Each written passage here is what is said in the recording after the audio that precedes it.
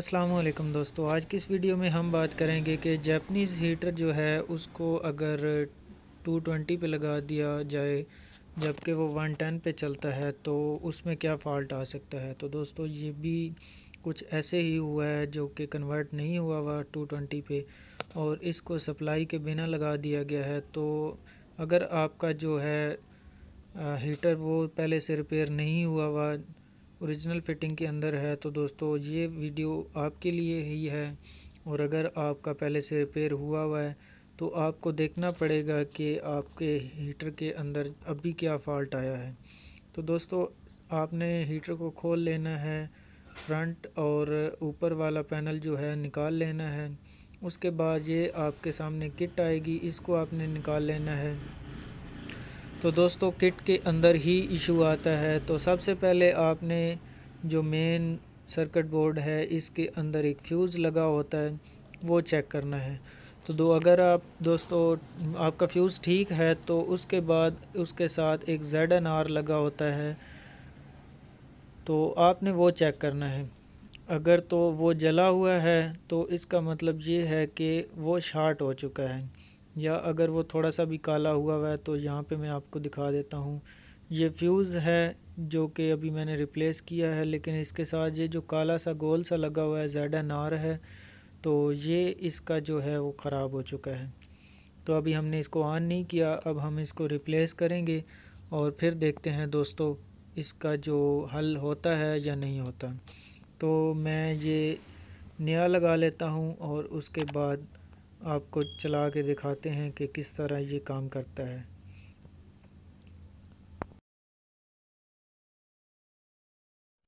तो दोस्तों आपने सेटिंग करने के लिए इसका जो बोर्ड है उसको इस पतरी से अलहदा करना है। इसमें छोटे छोटे क्लिप लगे हुए होते हैं तो आपने बड़े ही एहतियात से निकालने हैं, क्योंकि ये क्लिप जो होते हैं इनके साथ आपका मेन बोर्ड डैमेज हो जाता है। काफ़ी दफ़ा ऐसा होता है कि दोस्त जो हैं वो मेन बोर्ड को निकालते हुए तोड़ देते हैं। तो ऐसे नहीं करना चाहिए, ज़बरदस्ती बिल्कुल भी नहीं करनी चाहिए। आराम से ये निकल आता है, आप थोड़ा सा ध्यान देंगे तो ये बहुत ही आसानी से निकल आता है। तो आपने इसको आराम से निकाल लेना है और उसके बाद आप अपनी रिपेयरिंग शुरू कर सकते हैं। तो जो दोस्त जल्दी करते हैं उसमें जल्दी जल्दी में वो बोर्ड को भी तोड़ देते हैं, उसके प्रिंट भी ख़राब हो जाते हैं कभी कभी। तो ये बिल्कुल भी नहीं करना चाहिए। आप 2 मिनट ज़्यादा भी लगा सकते हैं, लेकिन आपने जो बोर्ड है वो सही तरीके से निकालना है।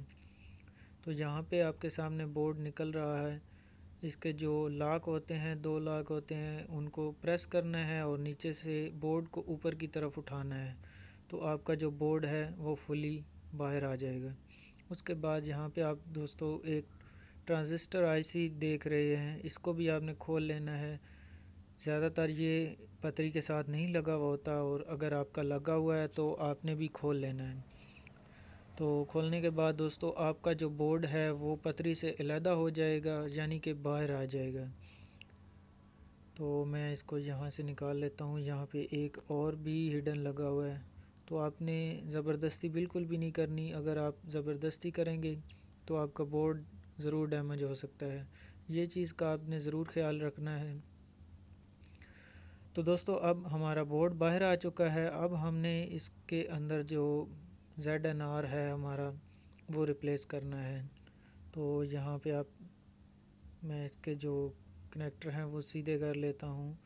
तो मैं पहले अपने स्टॉक में से ढूंढने की कोशिश करता हूँ, जो कि मैंने काफ़ी सामान रखा हुआ है। अगर उसमें से नहीं मिलता तो उसके रिप्लेस में फिर मुझे मार्केट जाना पड़ेगा। तो यहाँ पे आप दोस्तों देख सकते हैं मैंने काफ़ी ऑन कर दिया है और इसका टेम्परेचर कर दिया है 350 पे। तो मुझे जो है वो अपने स्टॉक में से नहीं मिला, जो कि आप यहाँ पे देख सकते हैं कि मैंने सारा स्टॉक चेक किया पर नहीं मिला, तो मैं नया ही ला के लगा देता हूँ।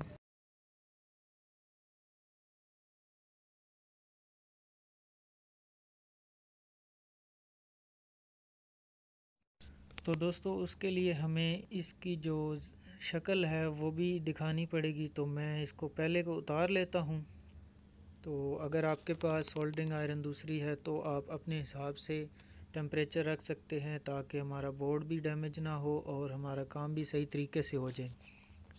तो दोस्तों मैं इस पहले को उतार लूँगा और उसके बाद मैं मार्केट से नया लेके आऊँगा और फिर आपको लगा के चेक करवाता हूँ कि ये किस तरह काम करेगा।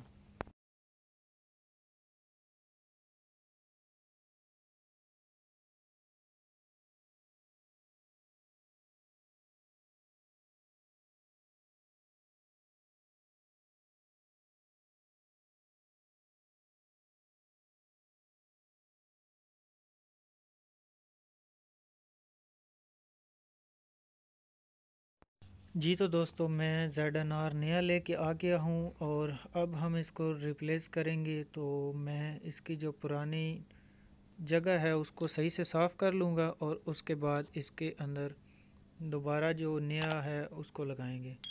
तो मैं इसको जल्दी से लगा लेता हूँ ताकि आप दोस्तों का टाइम बच सके।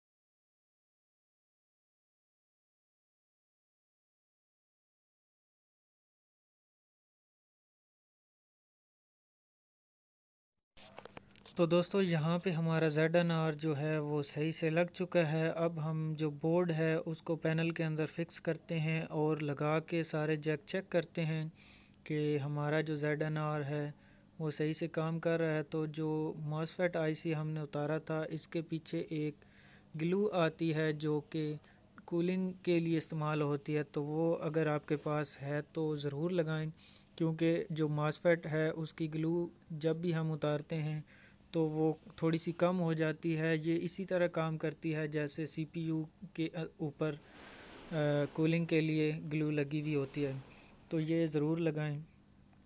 तो अब हम इसको लगा लेते हैं अपने गीज़र के हीटर के अंदर। तो हीटर के सारे जो हैं यहाँ पे लगा लेते हैं जैक। तो जैक लगाने के बाद हम इसको ऑन करके चेक कर लेंगे कि क्या ये हमारा बोर्ड जो है वो ओके हो गया है या अभी भी इसके अंदर मसला है।